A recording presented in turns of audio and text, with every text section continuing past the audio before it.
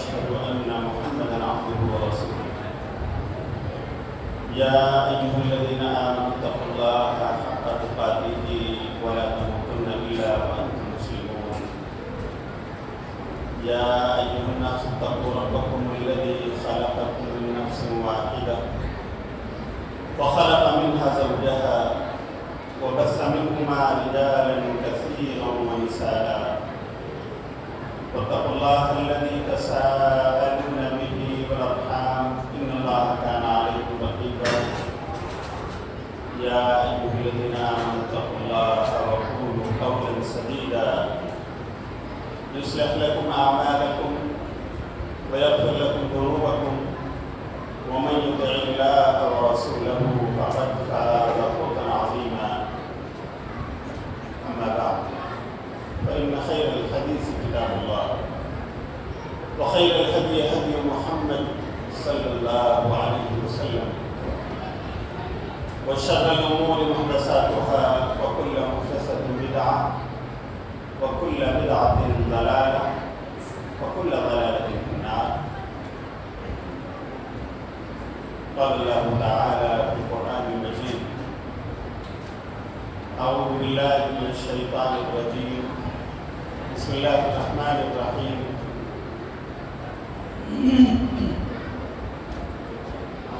وسارعوا إلى مغفرة من ربكم وجنة عرضها السماوات والأرض أعدت للمتقين.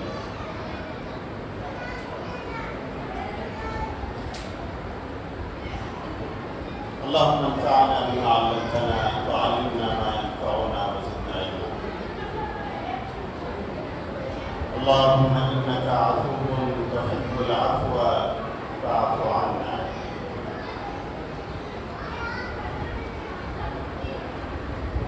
قابل احترام بزرگوں، نوجوانوں، پیارے بچوں اور معزز پردہ نشین خواتین ملت، ہمیں اللہ کا شکر بجا لانا چاہیے کہ اس کی توفیق سے ہمیں آج 1446 ہجری سال کی جو تقویم ہے اس کے رمضان کی پہلی شب اللہ نے ہمیں عطا فرمائی۔ اللہ رب العالمین وہی بہتر جانتا ہے کہ شب قدر کون سی ہے۔ ہمیں دعا کرنا چاہیے کہ اللہ جو بھی ہو ہمیں اسے پانے کی توفیق عطا فرمائے۔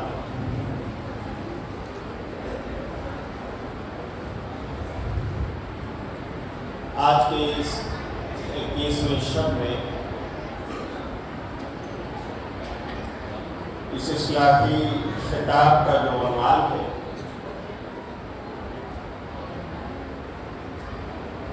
وہ آپ لوگوں نے دیکھا، سنا اور پڑھا ہے۔ اللہ کی بخشش پانے کا راستہ۔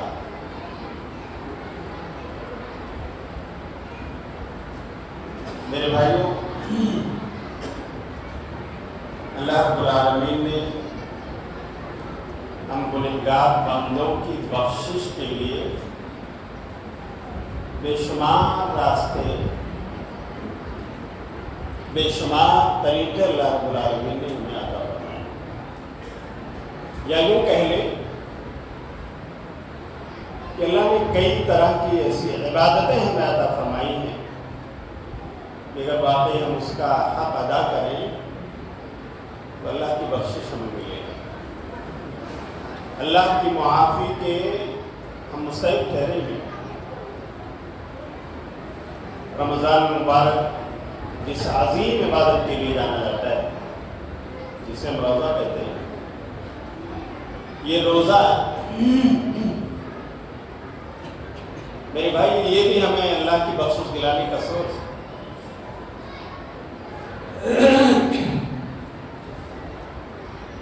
اللہ کی جنت پانے کا راستہ ہے، بڑی عظیم عبادت ہے۔ اس لیے کہ اس کا مقصد ہی اللہ رب العالمین نے کیا بتایا کہ میرے بندے تقوی والے بن جائیں. یا ایھا الذین آمنوا کتب علیکم الصیام کما کتب علی الذین من قبلکم لعلکم تتقون. یہ روزہ کس لیے فرض کیا گیا ہے؟ تاکہ تم میں اللہ کا تقوی کیا ہے؟ اللہ کے حکموں پر چلنے کی عادت. بس یہ تقوی ہے. اللہ کے حکم کی تعمیل اس کی عادت ہمیں لگ جائے. بس یہ تقوی ہے کہ اللہ نے جو کرنے کو کہا ہے ہم اسے کرنے کے لیے جٹ جائیں اور جس سے بچنے کے لیے کہا ہے اس کو اوائڈ کرنے لگے. اسی کا نام کیا ہے بولو بھائیو؟ تقوی اللہ کیوں پیدا کرنا چاہتا ہے؟ آخر اس میں کیا فائدہ ہے اور کس کا فائدہ ہے؟ اس میں ہمارے پیدا کرنے والے رب کا فائدہ ہے یا جس کو اس نے پیدا کیا ہے اس مخلوق کا فائدہ ہے؟ کس کا ہے بھائیو؟ کس کا فائدہ ہے؟ ہم سب کو. اللہ رب العالمین نے جتنی عبادتیں دی ہیں اگر دیکھیں تو اللہ یہی چاہتا ہے میرے بندو تم میرے حکموں پر چلنے والے بن جاؤ. دیکھو دوسری جگہ اللہ فرماتا ہے یا ایھا الناس اعبدوا ربکم الذی خلقکم والذین من قبلکم لعلکم تتقون. کہ انسانوں اپنے اس رب کی عبادت کرو جس نے تمہیں پیدا کیا, تم سے پہلے تمہارے آباء و اجداد کو پیدا کیا تھا. کیوں عبادت کرو؟ لعلکم تتقون, تاکہ تم میں تقوی پیدا ہو. اللہ ہمیں قربانی دیتا ہے, وہاں بھی یہی فرماتا ہے لن ینال اللہ لحومھا ولا دماؤھا ولکن ینالہ التقوی منکم. لوگوں یہ تمہاری قربانی کا گوشت اور خون اللہ کو نہیں چاہیے, نہیں پہنچتا اسے کیا چاہیے؟ تمہارے دلوں کا تقوی چاہیے. تو بے شمار عبادتیں اللہ دے کر بتانا چاہتا ہے میرے بندو مجھ سے ڈرنے والے بن جاؤ. بس یہی مقصد ہے, میرے حکموں پر چلنے والے بن جاؤ. جس راستے پر دوڑنے کے لیے میں نے کہا ہے اسی کو اپناؤ اور جس سے بچنے کے لیے کہا ہے اسے اوائڈ کرو. میں یہی چاہتا ہوں. یہ تربیتی کیمپ اللہ رب العالمین نے میرے بھائیوں ہمیں رمضان کی شکل میں دیا تاکہ ہمارا بندہ تربیت حاصل کر لے اور اس کے بعد جو 11 مہینے ہیں اس میں بھی وہ حرام چیزوں سے بچ سکے. اب دیکھیں اگر رمضان کی عبادات پر آپ غور کریں گے تو روزہ میرے بھائی کس چیز کا نام ہے؟ صرف بھوکا پیاسا رہنے کا نام ہے؟ ہاں, گناہوں سے بچنے کا نام بھی روزہ ہے یا نہیں؟ بولو. خواہشات اور شہوات سے پرہیز کرنے کا نام بھی روزہ ہے. ایک نوجوان جوڑا رشتے میں نکاح کے بندھن میں بندھ جاتا ہے اور اللہ 1-2 مہینے کے بعد انہیں رمضان ادا کرنا ہے. میرے جوانوں بتاؤ, میاں اور بیوی کے رشتے کیا یہ سچ نہیں ہے کہ اللہ رب العالمین نے دن اور رات کے ہر حصے میں ان کے لیے جائز کر رہا ہے؟ وہ اپنے رشتے قائم کر سکتے ہیں, وہ ایک دوسرے کے لیے حلال ہے. اللہ کے کلمے کے ذریعے انہوں نے اپنے آپ کو ایک دوسرے کے لیے حلال سمجھا. لیکن رمضان پر نظر ڈالیے, اللہ نے اس حلال چیز پر بھی پابندی لگا. میرے جوان تمہیں تربیت دینا ہے, اپنی خواہشات پر کنٹرول کرنا ہے, اپنی شہوات سے بچنا ہے تاکہ تم اس کے بعد اگر حلال چیز سے بچ گئے تو تمہارے لیے حرام سے بچنا تو بہت آسان ہو جائے گا, بہت آسان ہو جائے گا. اس لیے دن میں اللہ رب العالمین نے اس جوڑے کے آپسی اپروچ کو اللہ نے منع کر دیا, پابندی لگا دی. وَحِلَّ لَكُمْ لَيْلَةَ الصِّيَامِ الرَّفَثُ إِلَىٰ نِسَائِكُمْ. یہ بیویاں تمہارے لیے رات میں تو حلال ہیں لیکن دن میں پرہیز کرو, رمضان چلا گیا. اور اگر اس جرم کے مرتکب ہوئے تو بڑا جرمانہ تمہارے اوپر عائد ہوگا, بڑی فائن ہے اس کی. تمہیں 2 مہینے کنٹینیو روزہ رکھنے ہیں. ایک جرم کا کفارہ کنٹینیو 2 مہینے روزے یا 7 مسکینوں کو کھانا کھلانا یا گردن آزاد کرنا. تربیت کا مہینہ چلا. اسی لیے پیغمبر صلی اللہ علیہ وسلم نے کیا فرمایا, حدیث قدسی ہے، پیارے نبی صلی اللہ علیہ وسلم کہتے ہیں، صحیح بخاری کتاب صوم کی روایت ہے، پیارے نبی کہتے ہیں کہ اللہ فرماتا ہے کل عمل ابن آدم له الا الصوم فانه لي وانا اجزي به يدع شهوته وطعامه من اجلي، کہ ابن آدم کے تمام اعمال اس کی جزا فکس ہے، ملے گی اسے سوائے روزے کے۔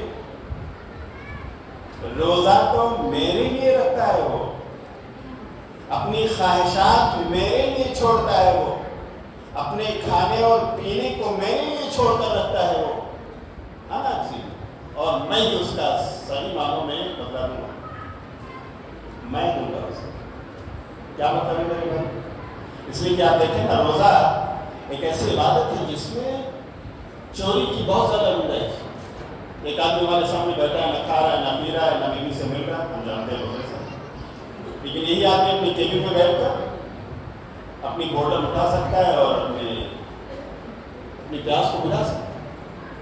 یہی خاتون جو عصر سے لے کر مغرب تک اپنے کچن میں کھڑی ہو کر اپنے گھر والوں کے لیے افطار تیار کرتی ہے، وہی خاتون اکیلے پورے کچن کی مالک ہے۔ اگر چاہے تو وہ اس کے بغل میں پانی کا مٹکا رکھا ہوا ہے، وہ جائے اور اپنے ہاتھ کو تر کر لے، ایک گلاس پانی لے اور پی لے، کسی کو خبر تک نہ ہو سوائے اللہ۔ لیکن نہیں، اللہ نے منع کیا ہے، ہمیں بچنا ہے۔ وہ شادی شدہ جوڑا اپنے بیڈ روم میں آرام کر رہا ہے، دن کا وقت ہے، چاہے تو اپنی پیاس بجھا سکتا ہے، لیکن نہیں، رب نے منع فرمایا۔ تربیت کا مہینہ چلتا ہے، اس لیے کہ میرے بھائیوں، ان حلال چیزوں پر پابندی عائد کر کے اللہ یہ چاہتا ہے کہ میرے بندے اگر اپنی خواہشات پر کنٹرول کر لے جائیں، اپنی شہوات پر قابو کر لے جائیں، تو پھر اس ٹریننگ کا اثر یہ ہوگا کہ رمضان کے بعد گناہوں سے بچنا ان کے لیے بڑا آسان ہے۔ اس لیے کہ یہ تو حلال چیز سے بھی بچتے رہے، حلال چیز سے بھی پرہیز کرتے رہے کہ میں نے منع کیا تھا، اب میں نے جب حرام چیزیں ان کے سامنے منع کر دی ہیں تو اسے بچنا ان کے لیے بہت آسان ہے۔ اس لیے میرے بھائیوں، ایک حدیث آپ کو سناؤں کہ یہ روزہ اتنی عظیم عبادت ہے کہ ہماری بخشش کا بہت بڑا ذریعہ ہے۔ واقعی اگر ہم اس کا احترام کر لیں اور روزے کا جو حق ہے ہم اسے ادا کر لیں تو میرے بھائی اللہ کی بخشش ملنے والی، ورنہ پھر کیا ہوگا جانتے ہیں؟ ہم بھوکے اور پیاسے رہے اور شام میں کوئی کہے کہ کچھ ملنے والا نہیں، کیسا لگے؟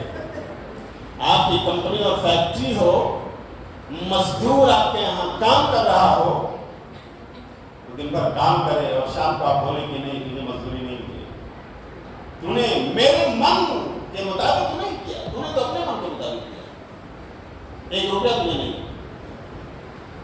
میرے بھائیوں، ہم روزہ رکھتے ہیں، ذرا دیکھیں کہ کیا روزہ رکھتے ہوئے ہم گناہوں سے بھی بچ رہے ہیں،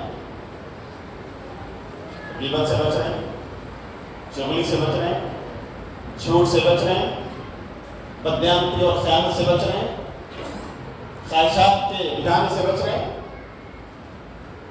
صرف بھوک اور پیاس کا نام روزہ نہیں ہے، ان برائیوں سے بچنے کا نام روزہ ہے۔ دلیل پڑھیے صحیح بخاری کتاب الصوم کی روایت، 1903 نمبر کی حدیث ہے۔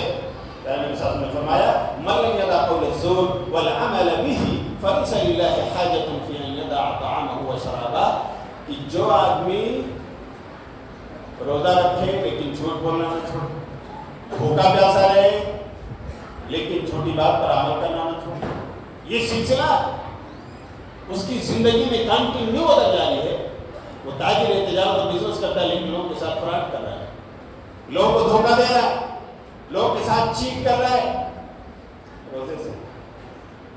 اللہ کہتا ہے، نبی صلی اللہ علیہ وسلم فرماتے ہیں فَلَيْسَ لِلَّهِ حَاجَةٌ فِي أَن يَدَعَ طَعَامَهُ وَشَرَابَهُ، اللہ کو نہیں ضرورت ہے اس کے بھوک اور پیاس کی۔ کیا کرے گا اللہ تعالیٰ کو بھوکا اور پیاسا؟ وہ تو چاہتا ہے کہ آپ کے اندرون میں خانہ کی ایسی تربیت ہو جائے کہ اللہ اگر حرام سے بھی روک دے تو وہاں اسلام، اور اگر اللہ حرام سے روک جائے تو اس سے بچنا بدت زیادہ ضروری ہے۔ تو میرے بھائیوں، اس روزے کی قدر کریں، ورنہ ایسا نہ ہو کہ ہم ہاں جھولے میں لگ رہا ہو کہ بہت زیادہ سبزیاں لے کر بازار جا رہے ہیں اور آج تو بس ایک پورا ٹیمپو خرید کر لائیں، لیکن پتہ چلا بازار میں گئے تو اس میں اینٹیں اور پتھر ملے، سب کے سب اینٹیں اور پتھر بن گئے، ایک بھی سبزی نہیں ملے گا، کچھ نہیں ملے گا۔ ہمیں اپنے لوگوں کا احترام کرنا ہے، تربیت حاصل کرنی ہے، ورنہ وہی رفتار بے رنگی جو پہلے تھی وہ اب بھی ہے۔ اگر واقعی ویسا ہی ہے کہ ہماری برائیاں جو پہلے تھیں آج بھی ویسے ہی جڑے ہوئے ہیں، آج بھی اسی طرح سے ہماری غیبتیں، چغلیاں، میرے بھائیوں، خیانت، بدگمانی، فراڈ، دھوکہ اور یہ تمام چیزیں آج بھی اگر ویسے ہی جا رہی ہماری زندگی میں تو اللہ کو ہمارے بھوک اور پیاس کی کوئی ضرورت بولو نہیں۔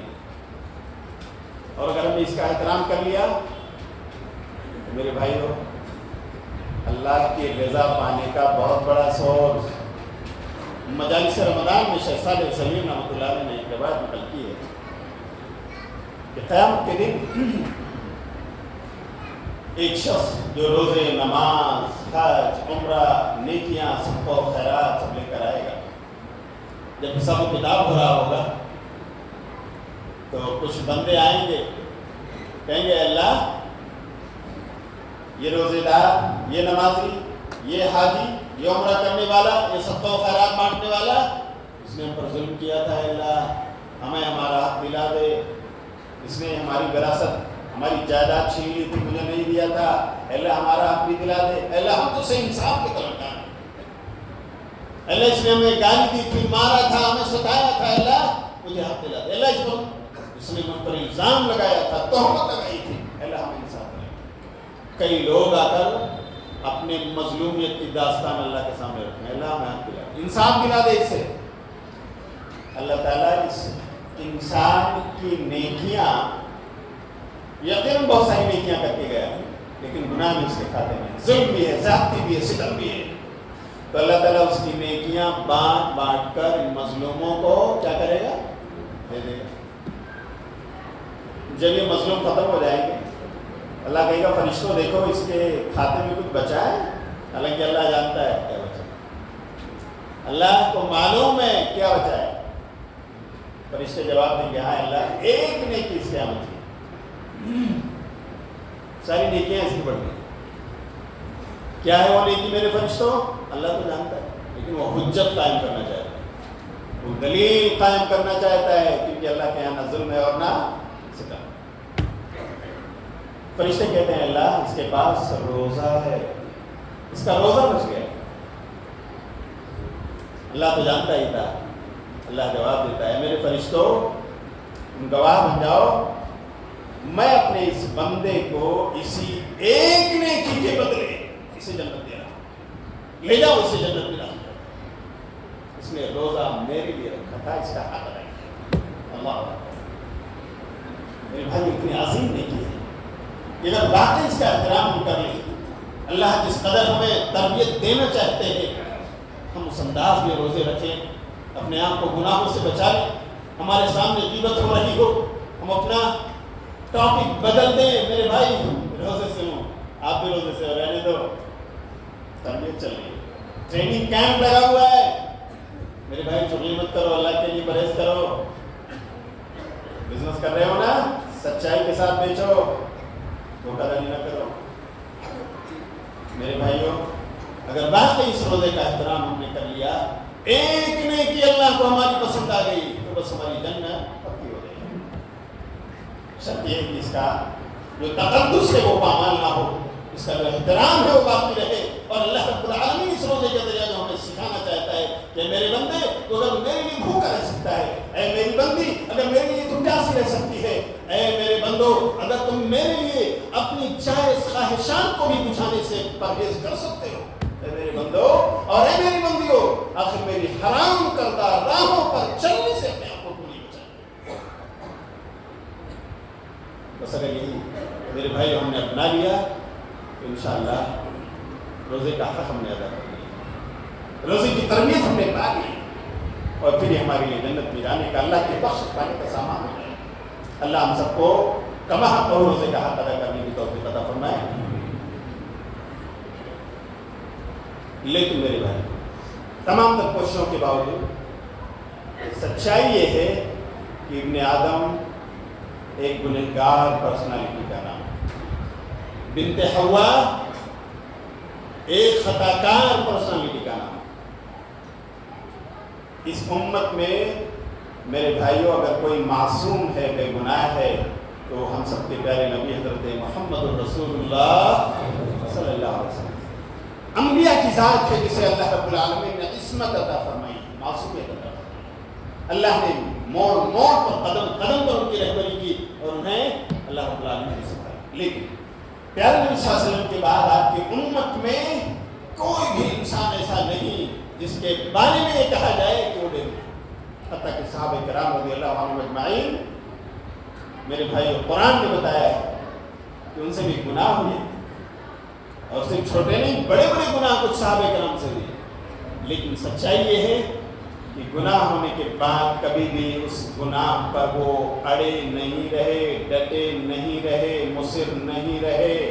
अल्लाह के दरबार में हाजिरी दी, रोए, गिड़गिड़ाए, अल्लाह से माफ़ी मांगी, अल्लाह ने तौबा की तौफीक अता फरमा दी और फिर अल्लाह ने उनकी तौबा कबूल फरमाई। अल्लाह के सच्चे बंदे, अल्लाह ने उनको जन्नत अता फरमाई। इसीलिए हम सबका अक़ीदा है कि अगर से बड़े बड़े गुनाह बात सहाबा किराम से हुए, लेकिन अल्लाह ने उन्हें तौबा की तौफीक दी। जब तौबा कर लिया उन्होंने, अल्लाह ने उनको माफ़ कर दिया और जन्नत उनके लिए पक्की हो गई। तमाम सहाबा और सहाबियात की जमात सबके सब बोलो क्या है, बोलो भाइयों क्या है, सबके सब जन्नती हैं। क्या है? जन्नती। साबिक़ून अल-अव्वलून मिनल मुहाजिरीन वल अंसार वल्लज़ीना इत्तबअूहुम बिइहसान रज़ियल्लाहु अन्हुम व रज़ू अन्हु व अअद्द लहुम जन्नातिन तजरी तहतहा अल-अनहार ख़ालिदीन फ़ीहा अबदा ज़ालिकल फ़ज़्लुल अज़ीम। तो साबिक़ून अल-अव्वलून की जमात है, तो जन्नती है मुहाजिरीन अंसार में से। इनके अलावा भी जिन्होंने इनकी दावत पर मेरे भाइयों इस्लाम कबूल किया, ईमान लाए और फिर इस ईमान ही की राह पर चलते हुए इस दुनिया से गए, तो अल्लाह कहता है कि अल्लाह उनसे राजी हो गया और वो भी अल्लाह से राजी होकर के गए हैं। अल्लाह ने उनके लिए जन्नतें और बागात तैयार कर रखे हैं जिसके नीचे से नहरें बह रही हैं, उसमें हमेशा हमेशा रहेंगे। और यही तो असल कामयाबी है, यही बड़ी कामयाबी है। तो अल्लाह ने तो जन्नत उनकी पक्की कर दी। अब उसके बाद रहे हम उम्मती, तो हम उम्मतियों के खाते में भी गुनाह हैं। या मेरे भाइयों है कोई बीजापुर की सरजमीन में है जिसको हम पारसा, मासूम, इनोसेंट है कोई मेरे भाइयों? नहीं ना, नहीं, कोई नहीं। अल्लाह की कसम हमारे मुसल्ले पर खड़े होने वाला हमारा इमाम भी नहीं। इसलिए क्या अल्लाह के रसूल सल्लल्लाहु अलैहि वसल्लम ने कहा, क्या कहा?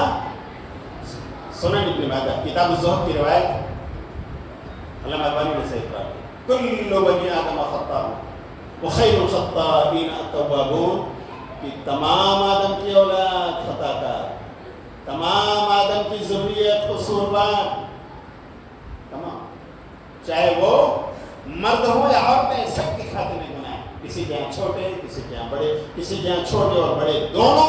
बहरहाल कोई ऐसा नहीं है जो ये कहे कि मेरी झोली तो खाली, कोई है मेरे भाई? सबके यहाँ गुनाह है। लेकिन फिर प्यारे नबी सल्लल्लाहु अलैहि वसल्लम क्या कहते हैं? वखैरुल खत्ताईन अत-तव्वाबून, और सबसे बेहतरीन लोग खताकार, बेहतरीन खताकार। अल्लाह क्या जुमला है, कितना हसीन और जमील ये सेंटेंस है। बेहतरीन खताकार वो लोग हैं अत-तव्वाबून, जो बहुत ज्यादा अल्लाह की तरफ रुजू होने वाले, बहुत ज्यादा अल्लाह से गिड़गिड़ाने वाले, बहुत ज्यादा अल्लाह से तौबा और इस्तिग़फ़ार करने वाले लोग हैं, वो सबसे अच्छे बेहतरीन खताकार। तो मेरे भाइयों, अगर ये बात है कि हम सब गुनहगार हैं, तो फिर बख्शिश का रास्ता क्या हो सकता है? बोलो क्या हो सकता है भाई? तौबा। तौबा बड़ी अजीम रात चल रही, हमें तन्हाई में भी इबादत करना है, हमें अपने सजदों में अल्लाह से मांगना है, हमें अपने रुकू और तशहुद में भी अल्लाह से इल्तिजाएं करनी, तौबा करनी। तौबा कहते किसे हैं? तौबा क्या है? एक इंसान जो गुनाहों में लथपथ हो गया था उसे छोड़ दे और नेकियों की राह पर चल पड़े, तौबा है। एक इंसान जो अल्लाह की नाफरमानी की राहों पर दंदनाता हुआ फिर रहा था, अब उससे چھوڑ کر اللہ کے فرما برداری کی راہ پر دوڑ پڑے، یہ توبہ ہے۔ جو انسان دنیا کی لذتوں میں اپنے آپ کو ڈبو چکا تھا، خواہشات اور شہوات کے پیچھے پڑا ہوا تھا، وہ اسے چھوڑ دے اور اللہ کی رحمت اور بخشش کی طرف توڑ چلا ہے، بس اسی کا نام بولو کیا ہے؟ توبہ۔ یہ توبہ میرے بھائیوں بہت بڑی عظیم نیکی ہے، بڑی گران قدر نیکی۔ توبہ نیکی ہے، نیکی اتنی عظیم نیکی ہے، اگر ہم اسے کر لیں، سچ معنوں میں اگر اسے ہم کر لیں تو ایسا نہیں کہ اللہ تعالیٰ صرف ہمیں بخش دے گا، بلکہ اللہ اگر خوش ہو جائے گا تو ہمارے گناہوں کو کنورٹ کر دے گا، کس میں؟ بولو، نیکیوں۔ اللہ اکبر۔ ایک تو یہ ہے معافی کہ اے میرے بندے، اے میری بندی، تو نے سچی توبہ کر لی ہے، چل میں تیرے گناہوں کو اریز کر دیتا ہوں، تیرے نامہ اعمال سے مٹا دیتا ہوں۔ اور دوسرا یہ ہے کہ میرے بندے تیری توبہ اتنی سچی ہے، مجھے اس قدر رحم آیا تیرے گریہ وزاری پر، تیری التجا پر، تیرے استغفار پر، کہ میرے بندے تیرے گناہوں کو میں نے کنورٹ کر کے نہیں کیا بنا۔ میرے بھائی قرآن میں سورہ فرقان پڑھیے، آیت نمبر 69 اور 70 میں ہے کہ اللہ نے اس سے پہلے کچھ بڑے بڑے گناہوں کا ذکر کیا، شرک کا، شرک جو سب سے بڑا گناہ، اسی طرح قتل ناحق کا، تو کوئی قاتل ہے جو لوگوں کی جان ناحق لیتا ہے، بدکار انسان کا جو بلاత్కాر کرتا ہے۔ ان بڑے بڑے گنہگاروں کا ذکر کرنے کے بعد اللہ کہتا ہے یضاعف له العذاب یوم القیامۃ ویخلد فیہ مہانا، کہ یہ مجرمین، یہ گنہگار جو مشرک ہیں، شرک میں ڈوبے ہوئے ہیں، جو قاتل ہیں، بلا وجہ لوگوں کی جان لیتے ہیں، جو بدکار ہیں، لوگوں کی عزت و آبرو سے کھیلتے ہیں، ان کے لیے قیامت کے دن ڈبل عذاب ہے، اس میں وہ ہمیشہ رہیں گے۔ اللہ نے وارننگ، اس کے بعد کیا کہا؟ اس کے بعد کا جملہ میرے بھائی سننے لائق ہے۔ گناہ میں ڈوبے ہوئے انسانوں کے لیے امید کی کرن ہے، الا من تاب وآمن وعمل عملا صالحا فاولئک یبدل اللہ سیئاتہم حسنات۔ ہم اگر وہ جس نے شرک کیا لیکن توبہ کر لی، جس سے قتل ہوا لیکن اس نے اللہ سے رو لیا، جس سے بدکاری ہو گئی لیکن تنہائی میں اٹھ کر اس نے آنسو بہا لیے، سچی توبہ کر لی، وآمن یقین لے آیا، وعمل عملا صالحا، گناہ چھوڑ کر نیکی کی راہ پر چل پڑا، شرک چھوڑ کر توحید کی راہ پر دوڑ پڑا، قتل ناحق چھوڑ کر لوگوں کی جان بچانے پر آ گیا، بدکاریاں چھوڑ کر لوگوں کی عزت و آبرو کا محافظ بن گیا۔ اللہ کہتا ہے یہی وہ لوگ ہیں توبہ کرنے والے، اللہ تعالیٰ جن کے گناہوں کو بدل کر نیکیاں بنا دیتا ہے۔ سپوز ہمارے کھاتے میں 1,00,000 نیکیاں ہیں اور دوسری طرف 1,00,000 گناہ، ہم نے توبہ کر لی، ہوش و حواس میں جیسے ہم سے گناہ ہوئے تھے ہم نے اللہ سے رو لیا، ہم نے تنہائیوں میں رات میں جاگ کر شب قدر میں اللہ کی عبادت کرتے ہوئے ہم نے میرے بھائیوں رات کے اندھیرے میں اپنے کمرے کے سناٹے میں ہم نے اپنی آنکھیں بہا لی، ہم نے اس زمین پر اپنے آنسو ٹپکا دیے اللہ کے ڈر سے، اس کی جہنم سے، اس کے عذاب کے ڈر سے۔ ہماری توبہ اگر واقعی اللہ کو پسند آ گئی تو اللہ تعالیٰ ہمارے گناہوں کو کنورٹ کر کے نیکیاں بنا دے گا۔ اب وہ 1,00,000 جو گناہ تھے وہ بھی نیکی بن گئے، تو میرے بھائیو 1,00,000 پلس 1,00,000 کتنے ہو گئے؟ اللہ کتنا بڑا رحیم و کریم ہے ہمارا۔ لیکن میرے بھائیو شرط یہ ہے کہ ہماری توبہ سچی ہو۔ توبہ سچی کیسے ہوگی؟ اس کے کرائٹیریاز جو میں آپ کو بتاؤں گا۔ اس لیے میرے بھائیو توبہ کو صرف ہمارے گناہوں کے معافی کا ذریعہ سمجھ کر نہ کیجیے، اس کو ایک نیکی سمجھ کر کے انجام دینا ہے۔ نیکی، اللہ تعالیٰ اس نیکی سے بہت خوش ہوتا ہے، اس لیے کہ وہ تو جانتا ہے نا کہ ہمارا بندہ تو نسیان سے، ہمارا بندہ خطا سے اتلا ہے، اس کا برتو ہے یہ، لیکن سچائی یہ ہے کہ یہ رونے والا ہے، سچائی یہ ہے کہ اپنے رب سے رجوع کرنے والا ہے، سچائی یہ ہے کہ ظاہر شرمندگی اس کے اندر موجود ہے جو اس کو رلاتی ہے۔ اسے کچوٹی لگاتی ہے کہ اے بندے خدا تو نے یہ جرم کیوں کیا، مجھے اللہ سے شرم کرنا چاہتا ہے۔ تو میرے بھائیوں، اللہ کو توبہ بہت پسند ہے۔ آئیے ایک حدیث سنا دوں میں، کتنا پسند ہے اللہ کو ہماری توبہ۔ اگر واقعی ہم تنہائیوں میں اللہ سے رو لیں، ہم اللہ کے سامنے ہاتھ اٹھا کر کے اپنی آنکھیں بہا دیں، میرے بھائیوں کتنا پسند ہے اللہ کو، آپ اندازہ نہیں کر سکتے۔ نبی صلی اللہ علیہ وسلم نے ایک مثال دے کر کے سمجھایا، صحیح مسلم کتاب التوبہ باب قبول توبۃ القاتل 6960 نمبر کی حدیث ہے کہ پیارے نبی صلی اللہ علیہ وسلم کہتے ہیں للہ اشد فرحا بتوبۃ عبدہ حین یتوب الیہ، کہ اللہ تعالیٰ اپنے بندے کی توبہ سے بہت زیادہ خوش ہوتا ہے جب وہ بندہ یا وہ اللہ کی بندی توبہ کرتے ہیں۔ اتنا خوش ہوتا ہے جیسے وہ انسان جو ایک صحرا، بیابان، ڈیزرٹ کا سفر کرتے ہوئے نکلتا ہے، اپنی سواری پر، اپنی اونٹنی پر بیٹھتا ہے، اپنے کھانے پینے کے انتظام کے ساتھ، اپنے بستر اور تکیے کے ساتھ، اپنے تمام سادے راہ کو لے کر اسی سواری پر صحرا، بیابان اور ڈیزرٹ سے گزرتا وہ سفر کر رہا ہے۔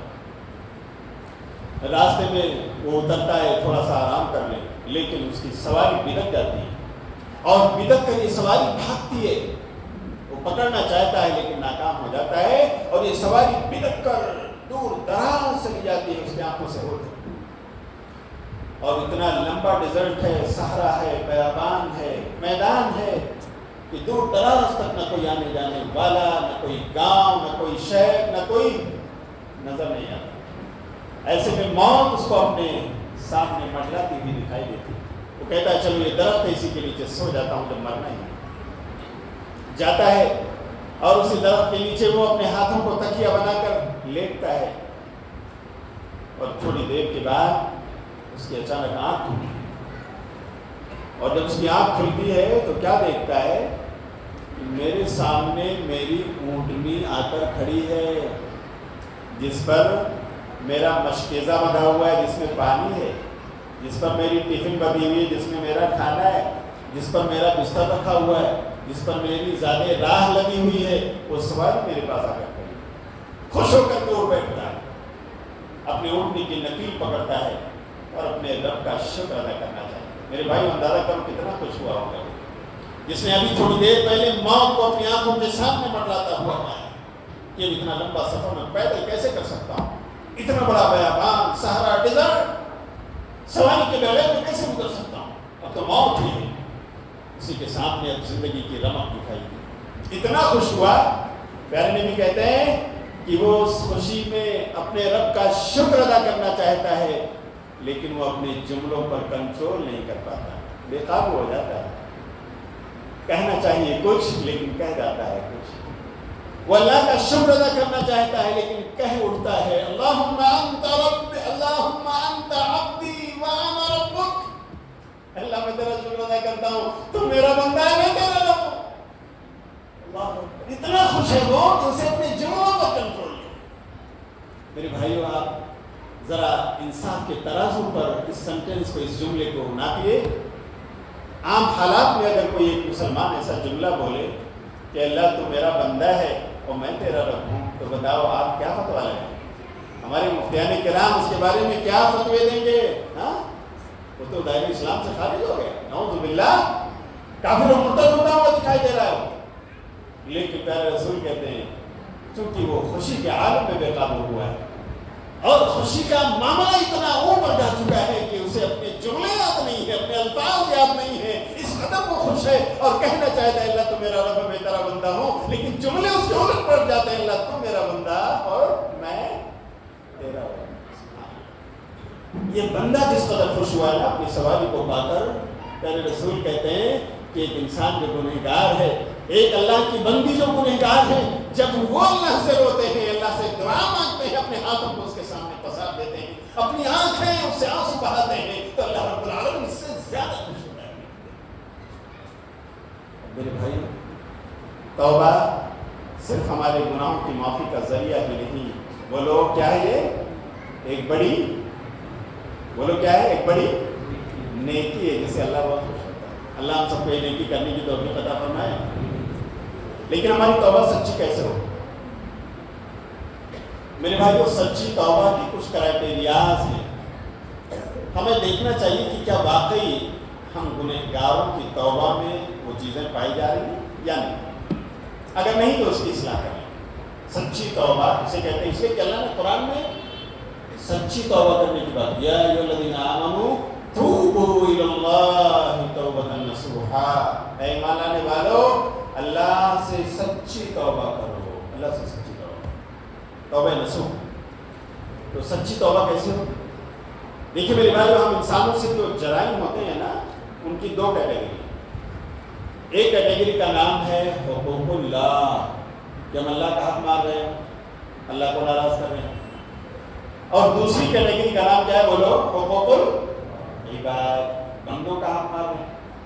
तो अगर गुनाह हमारा ऐसा है जिसका ताल्लुक अल्लाह से है कि अल्लाह के हक को हम पामाल कर रहे हैं, नमाज नहीं पढ़ रहे, बेनमाजी बन गए, और इस तरह का कोई काम जो अल्लाह का है, जिसका ताल्लुक आपसे और अल्लाह से है, और वो आप हक तलफी कर रहे हैं अल्लाह की, उससे अगर तौबा करना है तो 3 बुनियादी शर्तें हैं। नंबर 1, मेरे भाइयों मैं पूछ सकता हूँ, हाँ, कि सच्ची तौबा की शर्तें क्या हैं? नंबर 1 कि जो तौबा हम कर रहे हैं ना जिस गुनाह से,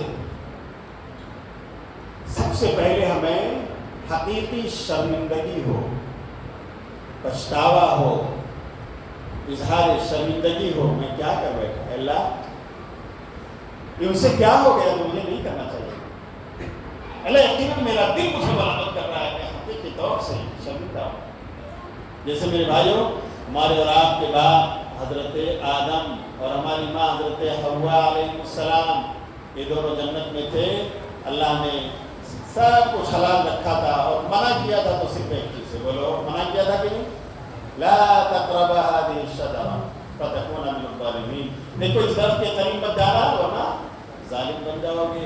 एक चीज़ की मनाही थी, पूरी जन्नत की तमाम चीज़ें हलाल, लेकिन शैतान हावी आ गया, उसने बहकाया, बहकावे में कामयाब हो।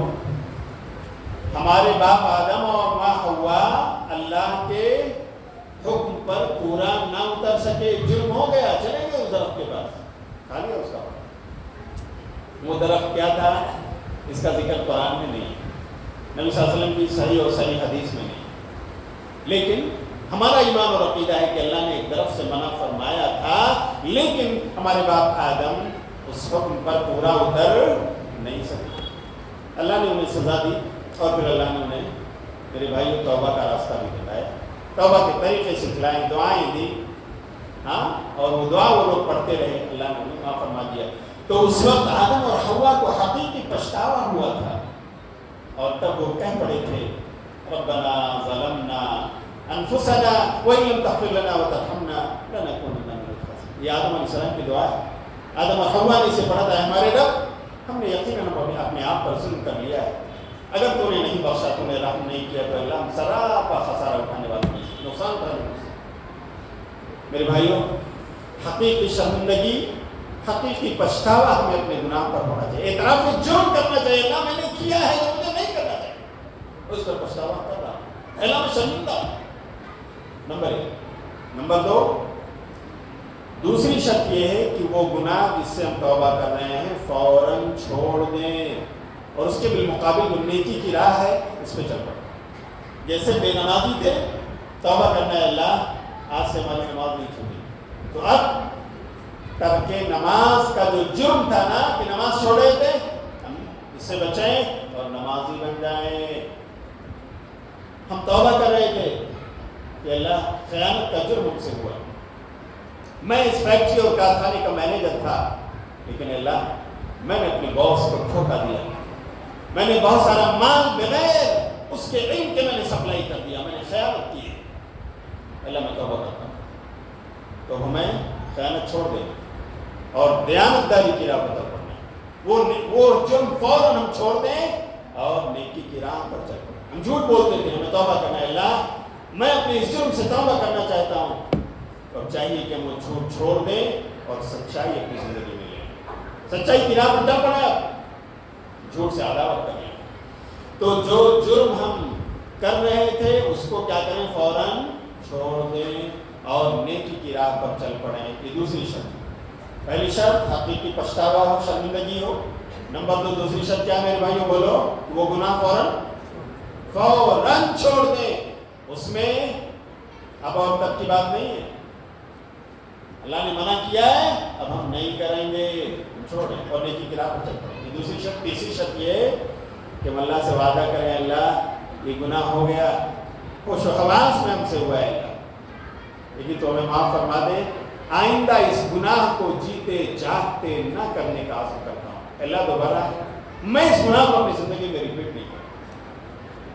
ہمارے دل کے ارادے میں یہ بات شامل ہو. ایسا نہیں کہ زبان سے کچھ بول رہے اور دل میں کچھ اور ہے. ٹھیک ہے زبان سے بول لیتا ہوں، ہاں دل کا معاملہ تو میرے ساتھ ہے، میں جو چاہوں کروں. نہیں، اللہ میرے بھائیوں یعلم خائنۃ الاعین وما تخفی الصدور. اللہ تو آنکھ کی جھپٹ کو بھی دیکھ رہا ہے اور وہ تو سینے میں کھٹکنے والی چیزوں سے بھی واقف ہے. بولو واقف ہے یا نہیں؟ تو سچے دل کے ساتھ ہم اللہ سے وعدہ کریں کہ اللہ ہم اسے جانتے بوجھتے ریپیٹ نہیں کریں یہ وعدہ اللہ سے ہو تو انشاءاللہ ہماری توبہ سچی ہوگی. اب ہم اور آپ اپنے گریبان میں منہ ڈال کر چھانٹ لیں، دیکھ لیں میرے بھائیوں ہماری توبہ کتنی سچی ہے. کیا واقعی یہ کرائیٹیریاز پائے جا رہے ہیں؟ ہاں تو آپ قابل مبارکباد. اللہ تعالیٰ کی بخشش کی امید رکھنی چاہیے. لیکن اگر اس میں جھول ہے تو یاد رکھیے اللہ کو ہم دھوکہ دے سکتے. بولو اللہ کو نہیں دھوکہ دے سکتے. دنیا والوں کو دھوکے میں رکھ سکتے ہیں. دنیا والوں کی آنکھ میں ہم دھول جھونک سکتے ہیں. دنیا والوں کو میرے بھائی ان کے ساتھ فراڈ کر سکتے ہیں. اللہ کے ساتھ یہ چلنے والا نہیں. اچھا اگر گناہ ایسا ہے جس کا تعلق اللہ کے بندوں سے ہے تو پھر میرے بھائیوں اس سے توبہ کرنا ہے. ہم نے کسی کا حق مارا ہے، کسی کی وراثت ہم نے چھین لی، اپنی بہن کو ہم نے حق نہیں دیا، اپنی بیٹی کو ہم نے حق نہیں دیا، اس کا حق وراثت چھین لیا. اپنے پڑوسی کو ہم نے ستایا، ہم نے کسی کی دکان غصب کر لی، کسی کے مکان، کسی کا پلاٹ زور زبردستی سے ہم نے لے لیا، کسی کا حق مارا. یا کسی پر بہتان اور الزام لگا دیا. کوئی پاک دامن کسی کی بیٹی ہے اور ہم نے نعوذ باللہ اسے بدنام کرنے کے لیے اس پر الزام اور بہتان لگا دیا. تو اگر ایسا کوئی جرم جس کا تعلق حقوق و لباد سے ہے میرے بھائیو، اگر اس سے توبہ کرنی ہے تو یہ 3 شرطیں جو پہلے گزری یہ تو اپنی جگہ پر اٹل ہیں. یہ 3 کنڈیشنز پائے جانی چاہیے ہر توبہ میں. حقوق و لباد سے اگر ہمیں میرے بھائیو معافی مانگنی ہے تو ایک اور کنڈیشن اس میں ہمیں ایڈ کرنی ہوگی. ایک اور شرط پائی جانی چاہیے، وہ یہ ہے کہ جس کا حق ہم نے مارا ہے اسے کیا کریں؟ ہم بولو واپس لوٹا دیں. میرے بھائی ہم نے اپنے پیسے کی زور پر ہاں جج کو بھی میں نے سیٹ کر لیا تھا اور دیکھو ڈگری میرے حق میں ہوئی لیکن یہ میرا نہیں، آپ کا ہے. لے لو یہ دکان کی چابی میں آپ کو دے رہا ہوں، چلو میں لکھ دیتا ہوں.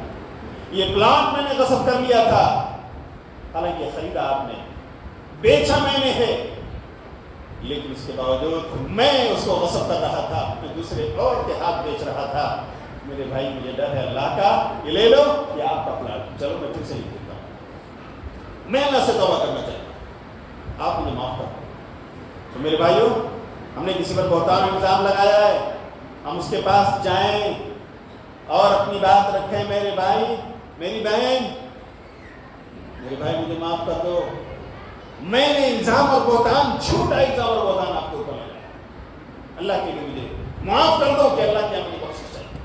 آپ نہیں معاف کرے تو اللہ معاف کر سکتا؟ بولو بندوں کا حق اللہ معاف نہیں کرے گا جب تک بندے نہ معاف کریں. اس لیے میرے بھائیوں یا تو اگر ہم وہ سامان کو واپس کر سکتے ہیں تو اسی زندگی میں لوٹا دیں، معافی تلافی ہو جائے. اور اگر ایسا بھی ہوا کہ میرے بھائیوں دیوالیاں نکل گیا، آپ واپس نہیں کر سکتے لیکن وہ انسان زندہ ہے، تو جائیے ملیے، بات کیجیے اور کہیے کہ میرے بھائی میری حالت آپ دیکھ رہے ہیں، میری سچویشن آپ کو پتا ہے، میں کن حالات سے گزر رہا ہوں، آپ میرے اوپر رحم کریں، مجھے بخش دیں. اللہ اس کا درد آپ کو دے گا. میں اپنے اللہ سے معافی مانگنا چاہتا ہوں لیکن جب تک آپ معاف نہیں کرو گے اللہ معاف کر سکتا. اگر وہ اللہ کا بندہ یا بندی معاف کر دیتے ہیں تو انشاءاللہ اللہ رب العالمین معاف کر دے گا. تو میرے بھائیو یہ 4 کنڈیشنز ہیں حقوق العباد میں اگر ہم سے کوتاہی ہوئی ہے، معافی مانگنا چاہتے ہیں، میرے بھائیوں ہمیں یہ کرنا ضروری ہے۔ آج حقوق العباد کے تعلق سے بہت سارے لوگ میرے بھائیوں سستی یا کاہلی یا میرے بھائیوں ناانصافی پر تلے ہوئے۔ آپ دیکھیں کوئی باپ غصہ ہو جاتا ہے اور کہتا ہے کہ میں تجھے حصہ نہیں دوں گا، نافرمان بیٹا ہے تو، نافرمان ہو گیا تو، میری جائیداد تجھے 1 روپیہ بھی اس میں آپ نہیں ملے گا۔ میرے بھائی ایسا کر سکتے ہیں آپ کا بیٹا نافرمان ہو سکتا ہے، اللہ کیا سزا پائے گا؟ ماں باپ کا نافرمان اس کے لیے سزا ہے، بخشش نہیں ہوگی، وہ اپنی جگہ پر، لیکن کیا اس کی وجہ سے آپ اس کا حق مانگ لیں گے؟ آپ کو اتھارٹی ہے؟ نہیں۔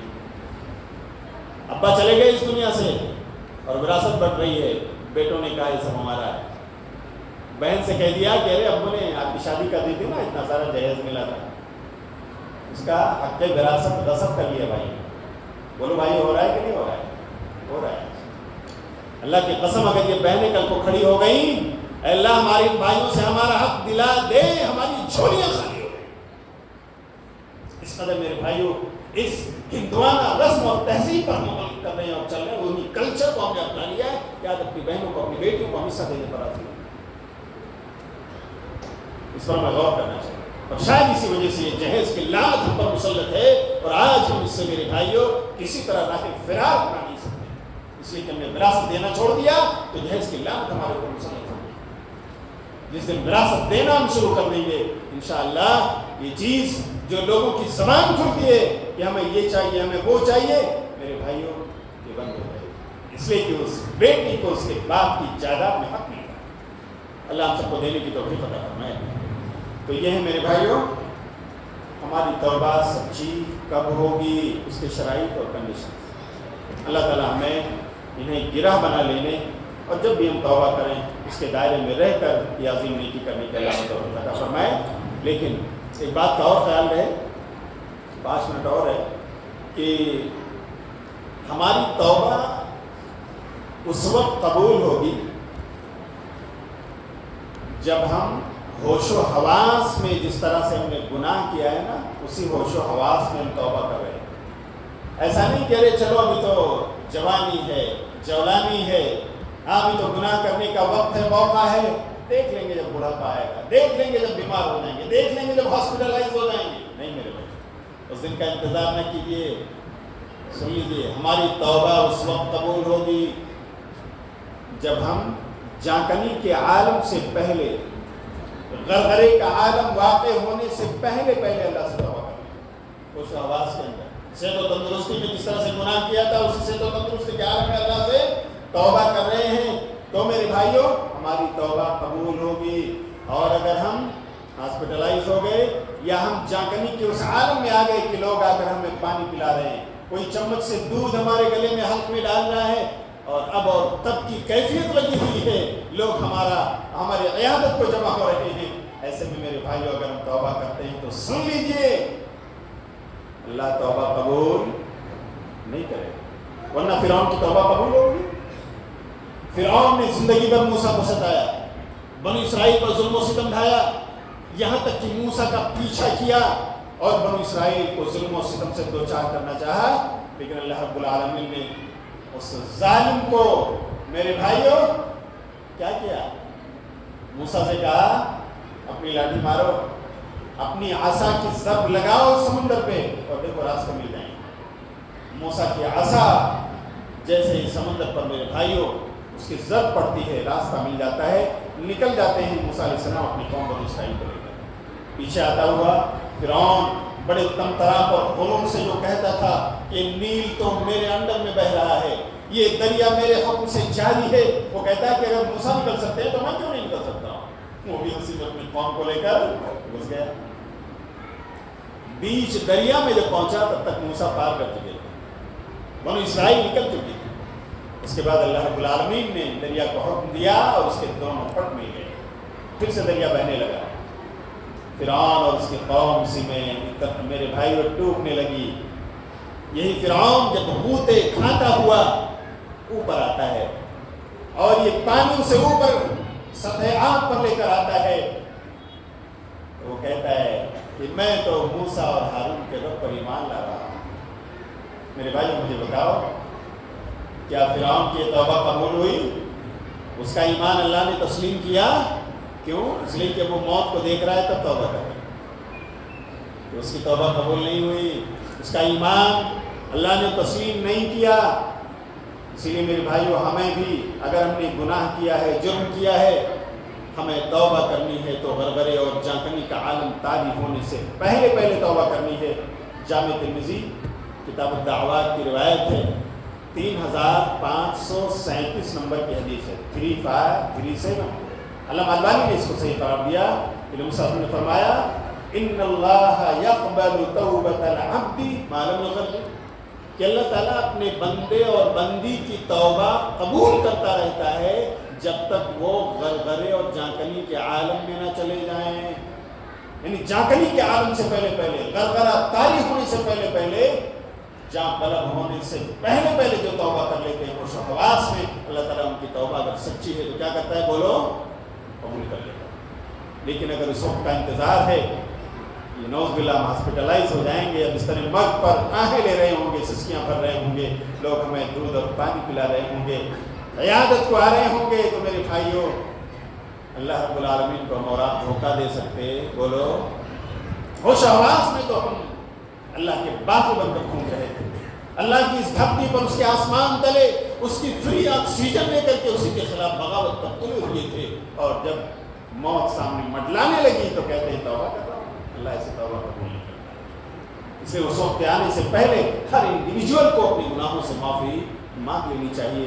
اللہ توبہ قبول کرنے کو تیار ہے۔ اسی طرح ایک وقت وہ آئے گا جب دنیا کے تمام لوگوں پر توبہ کا دروازہ بند ہو جائے، ہوش و حواس میں لوگ رہیں گے، لیکن میرے بھائیوں اب کسی کی توبہ قبول، بولو، یہ کون سا وقت ہے جانتے ہیں؟ جب سورج اپنے نکلنے اور ڈوبنے کے ڈائریکشن کو کیا کر دے گا؟ بولو، چینج کر دے گا۔ سورج پورب سے نکلتا ہے، پچھم میں ڈوبتا ہے، لیکن ایک وقت آئے گا جب پچھم سے نکلے گا اور پورب میں ڈوبے گا، اس وقت دنیا کے تمام انسانوں پر توبہ کا دروازہ بند ہو جائے گا۔ نبی صلی اللہ علیہ وسلم نے فرمایا، صحیح مسلم کی روایت ہے، من تاب قبل ان تطلع الشمس من مغربها تاب اللہ علیہ، جو انسان اس سے پہلے توبہ کر لے کہ سورج مغرب سے طلوع ہونے لگے تو اللہ تعالیٰ اس کی توبہ قبول کر لے گا۔ لیکن اگر سورج کے نکلنے میں اپنا ڈائریکشن چینج کر لیا تو پھر توبہ کسی کی بھی اس وقت قبول نہیں، نہ چھوٹے کی، نہ بڑے کی، نہ مرد کی، نہ عورت کی، نہ گنہگار کی، نہ نیک کی، کسی کی بھی توبہ اللہ رب العالمین اس کے بعد قبول نہیں فرمائے گا۔ اس وقت کے آنے سے پہلے ہمیں اللہ سے توبہ کریں۔ اللہ ہم سب کو سچی توبہ کی توفیق عطا فرمائے۔ میرے بھائیو، یہ لمحات بڑے قیمتی ہیں، بہت ہی عظیم ہیں جو ہم کو ملے۔ کتنے لوگ تھے جو میرے بھائیو اس کی آرزو میں جی رہے، دعائیں مانگ رہے تھے، اللہم بلغنا رمضان، اللہم بلغنا رمضان، اے اللہ ہمیں رمضان عطا فرما دے۔ لیکن میری بھائیو، کتنے ایسے جنازے ہیں جسے ہم نے رمضان سے پہلے اپنے کاموں کو اٹھا کر اسی زمین کے حوالے کیا۔ یہ رمضان اللہ نے ہمیں عطا فرمایا، توبہ کی توفیق بھی ہمیں اللہ سے مانگنا چاہیے کہ اللہ ہم گنہگار ہیں، خطاوار ہیں، لیکن اللہ ہمارے گناہ تیری بخشش سے بہت، اللہ تیری بخشش سب سے بڑی، تیری رحمت سب پر بھاری ہے، اے اللہ تو ہمیں اپنے رحمت کرم سے بخش دے۔ تو میرے بھائیوں، یہ رات کا تیسرا پہر جو بھی شروع ہونے والا ہے، ہمیں اس میں باوضو ہو کر اللہ کی عبادتیں کر کے تنہائی میں اللہ سے رونا چاہیے، اللہ سے مانگنا چاہیے، اللہ سے توبہ کر لینی چاہیے۔ اللہ ہم سب کو سچی توبہ کی توفیق عطا فرمائے۔ اسی لیے میں انہی چند باتوں پر اپنی بات کو ختم کرتا ہوں۔ اللہ سے دعا ہے کہ اللہ جو باتیں بیان ہوئی ہیں ہمیں اس پر عمل کی توفیق عطا فرما۔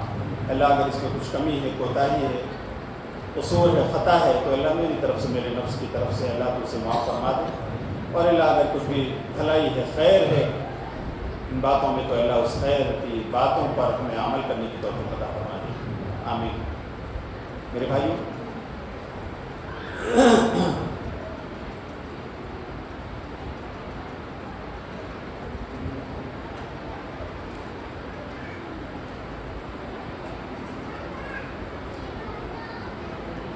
یہ کس نے لکھا؟